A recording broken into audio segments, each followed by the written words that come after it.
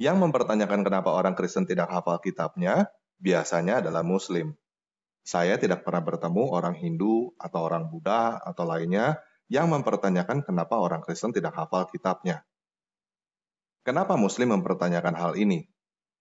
Karena mereka disuruh menghafal kitabnya dan mereka kepo karena iri hati melihat orang Kristen tidak wajib menghafal kitabnya.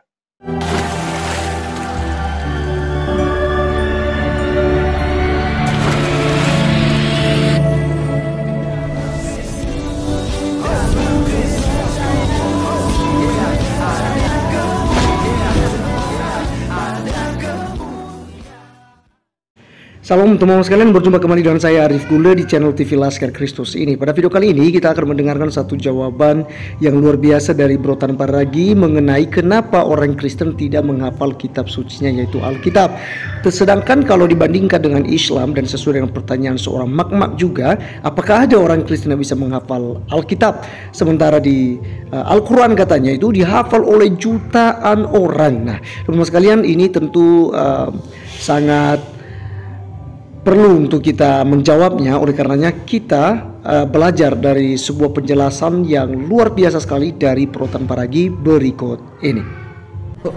Kalau dalam Al-Quran, inna nahnu nazzalna dzikra wa inna lahu lahafidun. Kamilah, kata Allah, yang menurunkan Al-Quran dan kamilah yang menjaga keasliannya. Alhamdulillah. Ya, ibu sudah jadi ustaz ya tadi itu. Apa di ayat itu ada? Yeah. Ada, Kak. Kalau di dalam Islam jutaan orang yang hafal Al-Quran, sehingga ketika ada salah, ada kekeliruan bisa diperbaiki. Iya, oke Bu. Terima kasih Bu. Di Ya. situ apakah ada yang hafal kitab Injil? Iya.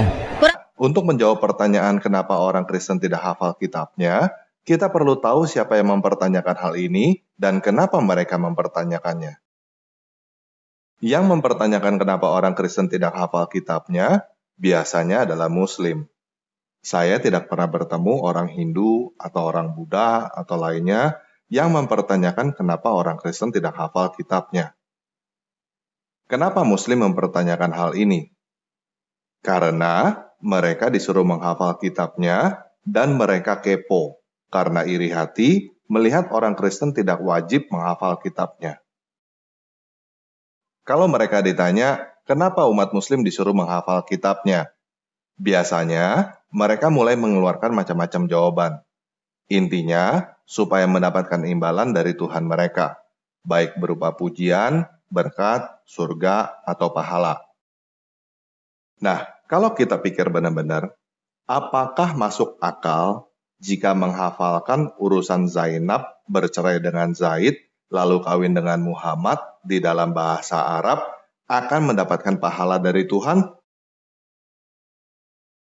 Tuhan macam apa yang memberikan pahala bagi orang yang hafalin urusan perceraian keluarga orang lain di dalam bahasa Arab dan tanpa orang itu mengerti apa yang dia hafalin? Sebenarnya kalau mereka mau jujur, mereka tidak tahu kenapa mereka disuruh menghafal kitab mereka. Mereka merasa hal itu adalah hal yang benar karena sering melihat orang lain melakukannya, dan karena hal itu sudah menjadi kebiasaan, lalu mencari berbagai penjelasan untuk membenarkan apa yang mereka lakukan. Di dalam dunia psikologi, ini namanya social affirmation atau pengesahan sosial. Kata sehari-harinya adalah latah alias ikut-ikutan. Nah, walaupun ini hanya latah atau ikut-ikutan, tentunya ada yang mulai. Dan kalau kita mau lihat sejarah, kita bisa lihat siapa yang mulai dan kenapa. Mungkin ada baiknya kita mulai dari Quran dulu ya. Kalau kita tanya kepada teman-teman yang Muslim, apa artinya Quran? Kemungkinan besar mereka akan jawab, Quran ya wahyu yang diturunkan oleh Allah kepada Muhammad. Namun, kalau ditanya, apa artinya Quran? Mungkin banyak yang tidak tahu. Nah, kalau kita lihat sejarah, kita akan tahu bahwa sebelum Islam, bahasa Arab hanyalah bahasa suku. Sedangkan bahasa yang digunakan secara umum di Timur Tengah pada saat itu adalah bahasa Yunani dan bahasa Aram. Sebelum Muhammad lahir, orang-orang Timur Tengah sudah mengenal kata Karyana. Apa itu Karyana? Karyana adalah sebuah kata di dalam bahasa Aram yang artinya adalah buku yang berisikan liturgi, renungan, dan lagu-lagu orang Kristen. Kita bisa melihat pada zaman ini, Karyana disebut kidung jemaat atau kidung pujian oleh orang-orang Kristen di Indonesia. Nah, saya bukan mau berkata bahwa Quran mencuri konsep buku lagu Kristen. Tetapi, saya mau berkata bahwa orang Kristen sudah menghafal buku lagu jauh sebelum Islam. Banyak nggak orang Kristen yang hafal lagu rohani? Banyak banget. Dan orang Kristen tidak perlu dipaksa atau ditakut-takuti neraka atau diiming-imingi pahala untuk menghafal lagu rohani. Nah, jadi yang menjadi pertanyaan, kenapa orang Islam perlu dipaksa untuk menghafal Quran? Sedangkan orang Kristen tidak perlu dipaksa, bisa hafal Karyana atau kidung jemaat. Kalau jawaban saya pribadi sih, karena lagu rohani Kristen jauh lebih enak daripada lantunan Quran. Tetapi, itu kan selera ya. Dan itu tidak menjawab pertanyaan, kenapa Muslim perlu dipaksa untuk menghafal Quran. Jadi, kita balik ke sejarah abad ke-7 ya. Sebelum Islam, ada dua negara adidaya, yaitu Bizantin Romawi Timur dan Sasanid Persia. Bizantin Romawi Timur mayoritas berbahasa Yunani dan beragama Kristen.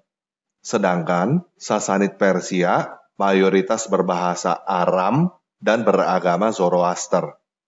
Lalu mendadak ada sebuah suku Arab yang menjajah seluruh Persia dan sebagian Romawi. Bagaimana caranya supaya menyatukan orang Arab, Persia, dan Romawi?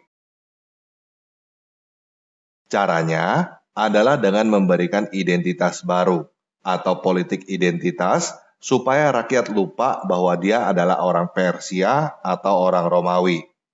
Penguasa baru ini perlu menaikkan nasionalisme rakyatnya dengan membuat mereka merasa menjadi bagian di dalam pemerintahan yang baru di bawah kekuasaan Arab.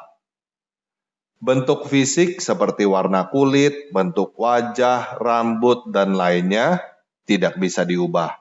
Yang bisa diubah dengan mudah adalah bahasa.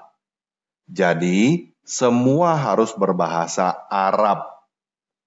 Banyak pemerintah yang pernah melakukan hal ini. Salah satunya adalah Presiden Soeharto yang melarang warga keturunan Chinese untuk berbahasa Chinese dan menggunakan nama Chinese. Kenapa Presiden Soeharto melakukan hal ini? Supaya warga keturunan Chinese menjadi orang Indonesia. Paham ya? Nah, bagaimana caranya supaya semua orang bisa belajar bahasa dengan cepat? Caranya adalah dengan menggunakan lagu. Kalau teman-teman tidak percaya, silakan coba sendiri. Misalnya teman-teman mau belajar bahasa Inggris, Mandarin, Jepang, Jerman, atau lainnya, teman-teman tinggal cari lagu yang teman-teman suka, nyanyikan sambil hafalin liriknya, dan cari artinya. Teman-teman bisa gunakan metode ini untuk belajar bahasa apapun, dan metode ini sudah digunakan jauh sebelum Muhammad lahir. Paham ya? Nah, cara inilah yang digunakan pada tahun 690-an oleh Khalifah kelima dinasti Umayyah yang bernama Abdul Malik bin Marwan untuk mengarabisasi seluruh wilayah kekuasaannya.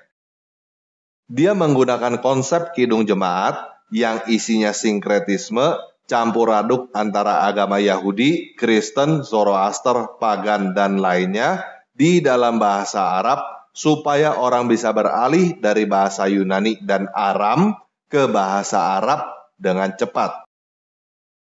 Selain itu, Quran perlu dihafal karena bahasa Arab tidak sempurna. Huruf Arab pada waktu digunakan oleh Abdul Malik belum mempunyai vokalisasi sehingga orang bisa salah baca. Vokalisasi pada tulisan Arab baru diciptakan setelah zaman Abdul Malik. Dan kalau teman-teman mau baca sejarah, bahasa bukan satu-satunya yang diarabisasi oleh Abdul Malik bin Marwan. Dia adalah orang yang membuat masjid kubah batu di Yerusalem, dia adalah orang yang memformulasi kalimat syahadat, dan dia juga adalah khalifah pertama yang menetapkan mata uang baru sebagai pengganti mata uang Romawi dan Persia, sehingga saat itu tidak ada yang bisa menjual atau membeli jika tidak menggunakan mata uang Arab yang baru. Dengan agama baru di kepala dan mata uang baru di tangan kanan, Abdul Malik bin Marwan cukup berhasil mengarabisasi daerah jajahannya. Bali, mau pesen ya? Beb, bulan depan aku boys trip ya. Oke, have fun.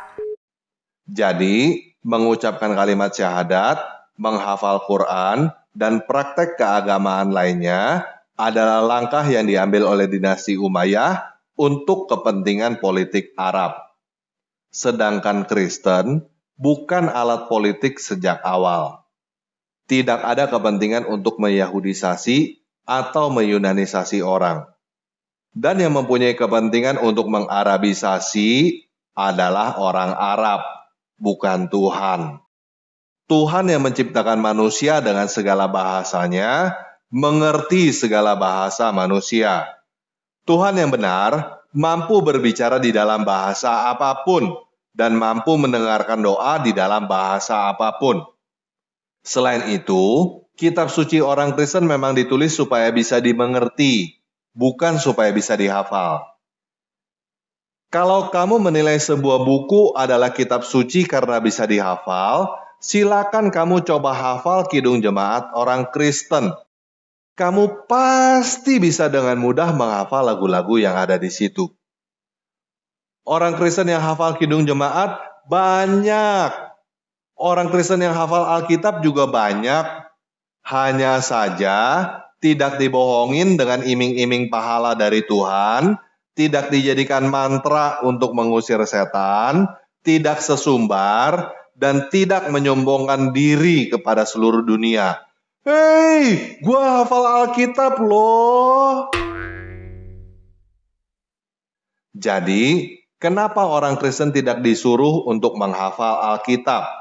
Karena kitab suci memang bukan buku mantra untuk dihafal, tetapi untuk dibaca, direnungkan, dan dimengerti.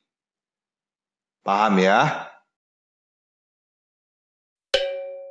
Nah, buat teman-teman muslim yang mau berkata bahwa Quran dijaga oleh Allah, tidak pernah berubah, dan sama di seluruh dunia, saya mau katakan bahwa hal itu tidak benar.